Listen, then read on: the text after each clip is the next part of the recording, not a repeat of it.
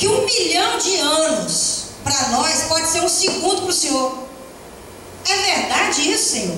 E Deus falou, é verdade. Então eu vou entender também que $1 milhão para mim deve ser um centavo para o Senhor. Posso entender assim? Deus falou, pode entender assim. Então tá, Senhor. Eu não estou pedindo muito. Dá para o Senhor me dar um centavo seu? Aí Deus falou, dá sim. Espera só um segundo. Tem gente que leva alguns segundos para entender a história, né? Outros vão passar o culto e não vai entender nada. Mas não dá para negociar com Deus desse jeito. Nós precisamos olhar para a gente. Tem gente que reclama do Senhor porque a vitória acontece na vida do outro. Aquele empresário é muito bem sucedido, homem de sorte. Aquele atleta ganhou não sei quantas medalhas de ouro, talentoso, Deus encheu ele de talento. Querido, um empresário, para ser bem sucedido, faliu algumas vezes, teve algumas derrotas, teve alguns fracassos na vida. Um atleta, para ganhar 15 medalhas de ouro, querido, ele perdeu tantas competições. Você acha que ele só competiu 15 vezes na vida? Ele competiu muitas vezes e ele perdeu muitas vezes. O que acontece com essas duas pessoas, querido? Eles conseguiram passar por cima da dor. Eles lidaram com a dor. Eles viveram o fracasso como um aprendizado. O problema é que o fracasso para muitos de nós significa, eu não presto. Eu nasci para sofrer. Eu não tenho sorte na vida. Quantas mulheres ouviram da mãe e da avó, homem nenhum presta, casamento não presta, mulher nasceu para sofrer. Aí você repete a mesma história. Querido, se sua mãe e sua avó sofreram, Deus abençoe a vida dela, mas você não vai sofrer, em nome de Jesus, amém? Amém. Aí você vai repetindo as coisas, como se você fosse um fracassado, porque é a ordem natural das coisas. Não é isso que Deus ensina pra gente, não é isso que Deus quer pra você. A gente precisa aprender a suportar a dor. A gente precisa aprender a usar a dor a nosso favor. Alguém aqui já tem uma história triste? Alguém aqui tem dores guardadas do passado? Alguém tem histórias tristes do passado? Tem alguém aí? Ou só eu que tenho? Amados, Deus levanta ministério em cima da dor. Amém. Então a sua dor e o seu fracasso do passado não pode ser visto assim. Olha só, eu nasci para sofrer. Olha só quanta coisa ruim aconteceu na minha vida. Você olha e fala assim, olha só como eu vivi. Fala igual Paulo falou, eu sei passar aflição e sei passar coisa boa. Eu sei ter fartura, mas eu também sei passar falta. Eu sei ser honrado, também sei ser humilhado. Você foi humilhado, você passou dificuldade, você passou falta, você aprendeu, você tem uma bagagem enorme de vida. Olha assim, porque Deus levanta ministério em cima de experiência de vida. Amém, querido? O problema é que a gente olha a história e interpreta a história diferente. Ali tem um livro, eu acabei de lançar esse livro. Chama-se Revendo Caminhos. Isso aqui é um consultório.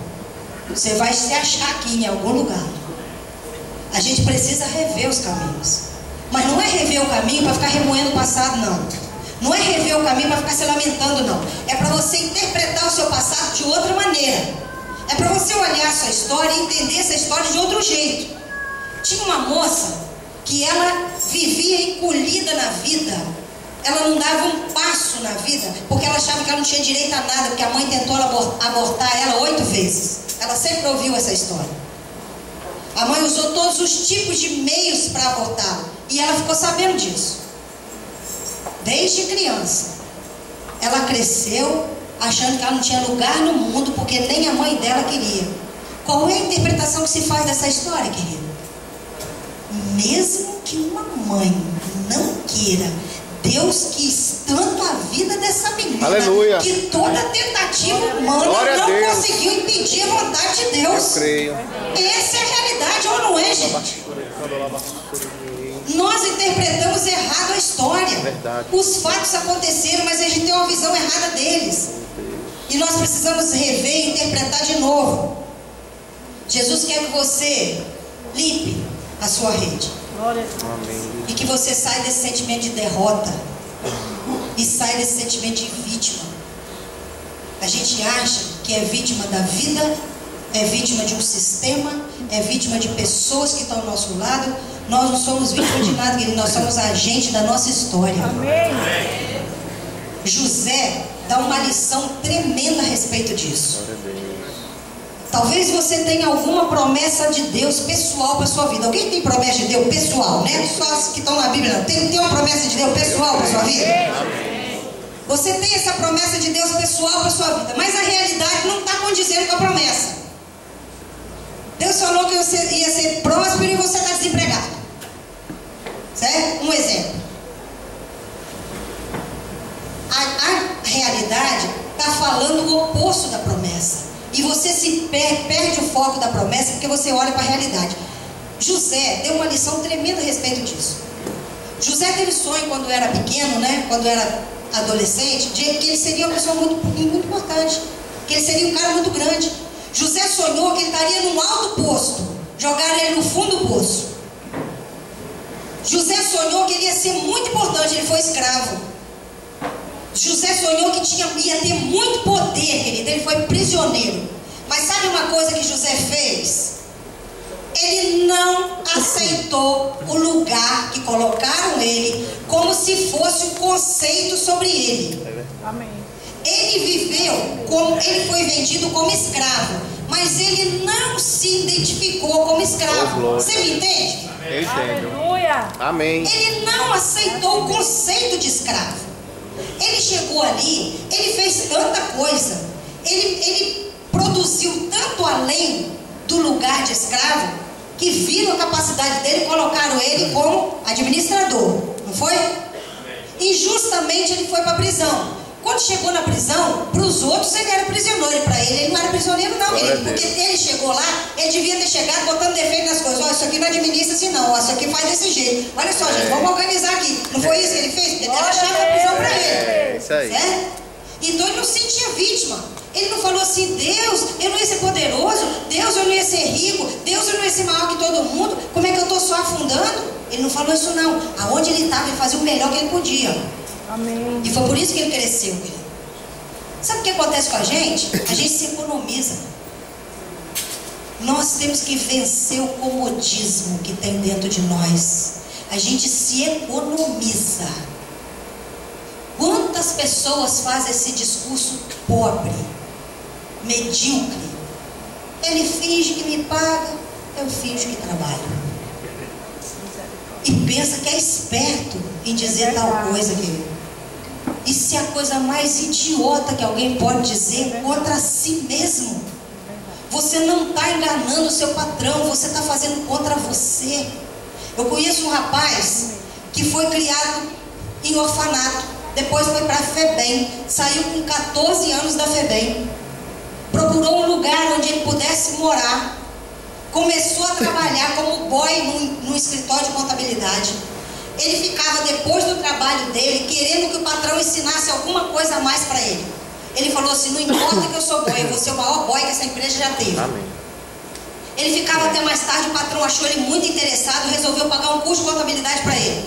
Ele era tão bom, que quando ele terminou o curso de contabilidade, o patrão falou para ele assim, não tem lugar para nós dois aqui, você é tão ou mais competente do que eu.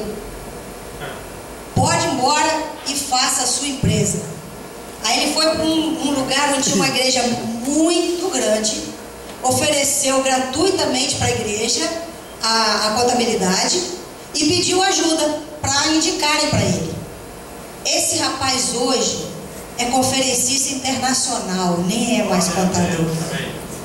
Porque ele sai pelo mundo dando palestras, ensinando as pessoas a serem agentes da própria história. Glória a Deus. É isso que José fez. Ele não se economizou. A gente se economiza. A gente vem para a casa de Deus, que Jesus está voltando. Tem muita coisa para fazer. E a gente consegue sentar no banco e ficar. E não colaborar com nada. E não procurar. E a gente ainda critica quem que está fazendo. Eita glória. Está na hora da gente poder dar uma limpeza nessa rede aí e pensar o que está acontecendo com a gente. Glória a Deus. Nós precisamos sair desse comodismo, querido. Deus tem um povo aqui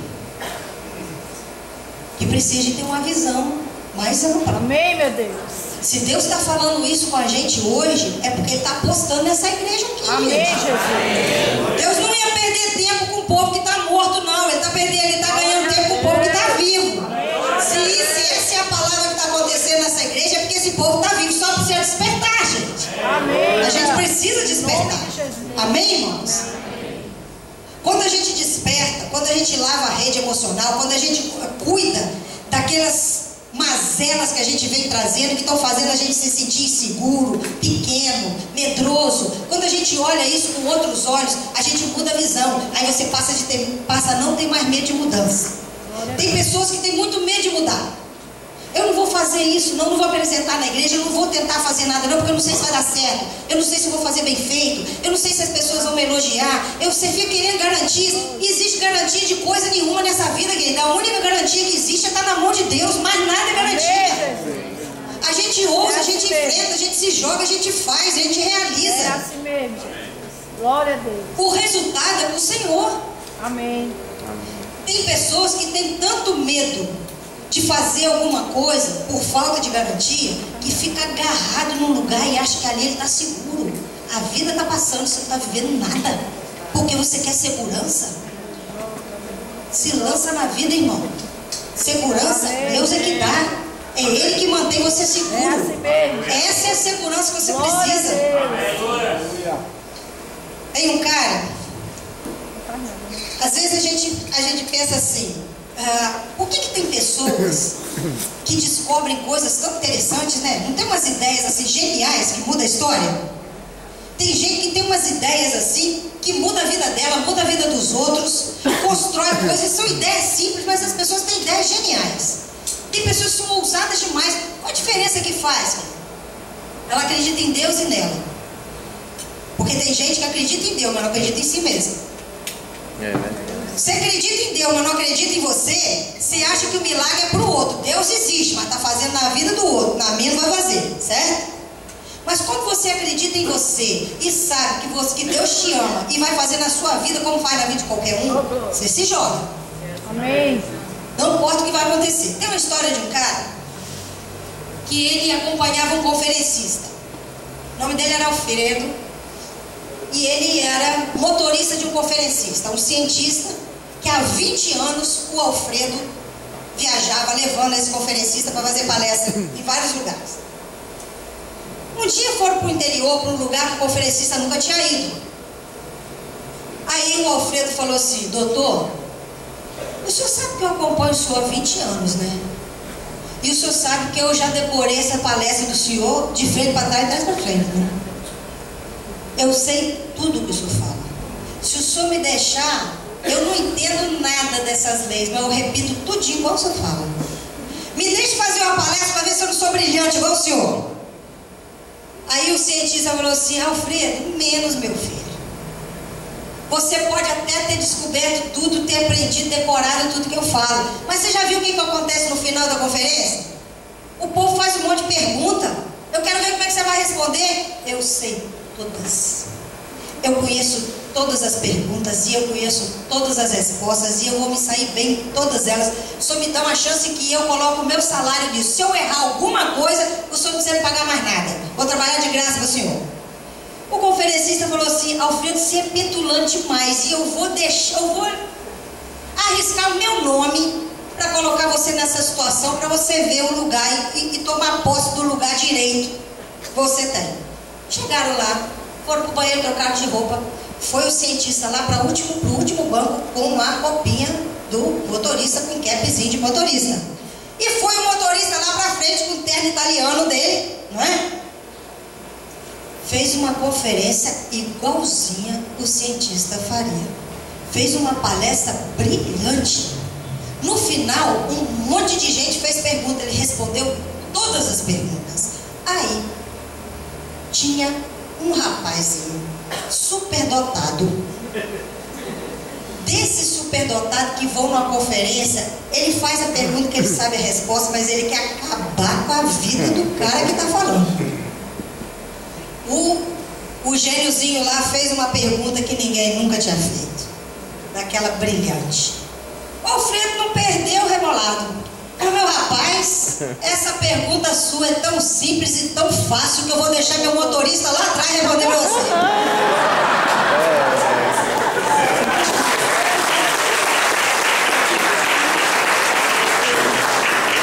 Isso é confiança, querido. Isso é tranquilidade, certo? Amém. Se você confia em você e confia em Deus, porque Jesus fala, não é? A Bíblia, Deus fala através da palavra dele, que quando ele mandar a gente fazer alguma coisa, ele vai botar a palavra na boca da gente, não é isso? Amém. Então a gente não tem que preocupar nem com o que vai falar. A gente vai abrir a boca e o Espírito Santo vai dizer.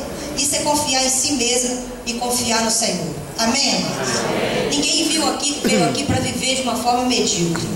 Nós viemos aqui para fazer alguma coisa, querido. E quando eu falo viver de uma forma medíocre, eu não estou falando que vai todo mundo ficar milionário, vai todo mundo ser poderoso, vai todo mundo ter doutorado, não. Mas qualquer coisa que você fizer na vida, querido, se você estiver fazendo alguma coisa por você e pelo outro, você está fazendo algo. Amém. E não precisa comparar um com o outro, não. Faça aquilo que Deus colocou no seu coração, mas faça alguma coisa. Vamos nos mexer, vamos sair dessa acomodação. Porque senão Jesus vai voltar, você não vai nem perceber. Algumas pessoas que têm essa rede suja, que vem com o emocional cheio de mazelas e que não quer olhar para ele para cuidar, às vezes pode até ter uma vitória, querido. Até pode conseguir algum lugar importante, ser bem sucedido, mas não vai viver essa vitória do jeito que poderia viver. Porque aquelas mágoas, aqueles ressentimentos, aquelas inseguranças, aqueles complexos do passado, vai fazer você viver a sua vitória com rancor. Tem gente que vence e vence de raiva. Tem gente que vence e quer se vingar do outro com a vitória que ele teve. E não precisa de muita vitória, não. Eu conheço pessoas que basta ela passar no concurso, está do lado de trás de um balcão, ela acha que ela tem poder. Aí ela quer humilhar quem está do outro lado do balcão. Isso é a história de uma moça que era assim. Ela trabalhava num departamento público e um dia um rapaz chegou, ela estava falando no telefone com a amiga dela e lixando as unhas. E o cara precisava de mais de um documento. E o cara ficou insistindo que precisava de mais de um documento, ela foi, fechou o vidro e continuou lixando a unha. E continuou falando no telefone até a hora que ela quis, porque ela achou que o cara estava atrapalhando a vida dela ainda. E ela atendeu só quando ela quis. Uma semana depois ela foi pegar um voo, chegou atrasado no aeroporto. E saiu correndo 2 minutos só. 2 minutos só. Que tinha fechado o portão de embarque. Ela foi disposta a convencer o cara de que ela precisava pegar o avião. Quando ela chegou, o cara era aquele que precisava do documento dela. Certo? E ela não teve coragem de explicar coisa nenhuma. Então, Deus coloca a gente em lugares diferentes, em momentos diferentes, para a gente entender que a vitória é uma vitória que a gente tem que ter para a glória dele, não para se sentir melhor que os outros. Amém. A vitória não pode ser uma vitória vingativa. A vitória não pode ser uma vitória arrogante. A vitória não pode ser uma coisa para humilhar quem humilhou você. Porque quem te fez mal porque estava mal. Porque quem está bem não faz mal para ninguém. Certo? Glória a Deus. Aí você vai fazer mal para o outro também, então você está mal também. Faça tudo como se estivesse fazendo para o Senhor. Amém. Porque Deus é o nosso patrão. Amém. Sabe como é que Deus lida com a arrogância, querido? Deus mandou uma mensagem para o povo de Edom, através de Obadias. O povo de Edom, ele construía as casas dele nas altas rochas. E eles cavavam as rochas e construíam as casas. E eram muito alto, né, o lugar onde eles cavavam as rochas. Eles achavam que ninguém podia tirar eles de lá, que ninguém podia abalar a segurança dele. E aí Deus mandou um recado para eles: ainda que você suba tão alto como as águias e faça seu ninho nas estrelas, daí eu te derrubarei. Não tem lugar nesse mundo, querido, que Deus não possa te achar. Deus é Deus, aleluia. A vitória é nossa, querido. Deus quer nos dar a vitória, mas é para glorificar o nome dele, não é para engrandecer o ego, não. O nosso ego é um veneno. O nosso ego é perigoso, ele tem uma armadilha muito cruel. Se você não tomar conta do seu ego, se você não descer para Deus subir, você não diminuir para Deus ser exaltado, querido, você vai estar perdido, porque você vai tropeçar no próprio ego. É um perigo tropeçar no próprio ego, porque ele nunca está satisfeito. Quanto mais ele incha, né? Eu participei uma vez. Às vezes as pessoas usam a posição para levantar o ego, outros usam a posição para engrandecer a Deus. Eu trabalhei no encontro de casais uma vez, e eu gosto muito de comer, já falei, né? Então eu vou para a cozinha para ver o que tem lá na hora do almoço. E eu cheguei quando eles estavam administrando lá o início do almoço. Tinha um general do exército que fazia parte da comitiva lá do almoço. E quem era o chefe da cozinha era um homem muito simples, que não tinha estudo nenhum, só fez até a 4ª série, mas era um excelente cozinheiro. E tinham 35 pessoas que foram chamadas para ser ajudante de cozinha. E um desses era o general do exército que estava lá. E aí o cozinheiro ficou todo tímido e falou assim: Senhor, eu não vou ter condição para poder dar ordem para o senhor e fazer pedido, mandar o senhor fazer coisa aqui não. Aí ele falou assim: meu rapaz, lá no meu trabalho eu dou ordem, aqui eu obedeço. Amém. Glória a Deus. É a pessoa que sabe a diferença, querido, de que aquilo que Deus deu, a vitória, o posto, o lugar, é para glorificar a Deus, mas não é aquilo que faz diferença entre pessoas. Amém. Você pensa num juiz que tem um cargo de alta autoridade, e pensa nesse juiz numa avenida, igual a Avenida Brasil do Rio de Janeiro, um lugar perigoso pra caramba. Pensa nesse juiz lá com o terno italiano dele, chiquérrimo, com o carrão importado dele, o pneu fura, ele nunca trocou um pneu na vida. E ele para, se ele ficar 20 minutos ali, querida, não sobra nada no carro dele, certo? Lugar super perigoso. Mas vamos imaginar que 100 metros na frente ele encontra uma borracharia. Aí ele corre na borracharia, chega lá, tem um homem sujo, sem estudo, com o macacão todo cheio de graxa, um homem que não entende nada de lei, de coisa nenhuma, mas naquele lugar aqui, quem é a autoridade? O borracheiro. O borracheiro é a autoridade. Então, cada lugar a gente está numa situação diferente, querido. Por isso que a vitória tem que ser para glorificar o nome de Deus. Não é para conceituar a gente. O nosso conceito quem dá é Deus. Amém. Mas uma coisa é certa: se você é um juiz, no dia que você estiver no seu tribunal, exerça a autoridade que Deus concedeu a você. Porque a autoridade está ligada à responsabilidade. Então, se você tem um cargo de responsabilidade, de liderança, exerça do jeito que Deus colocou para você exercer.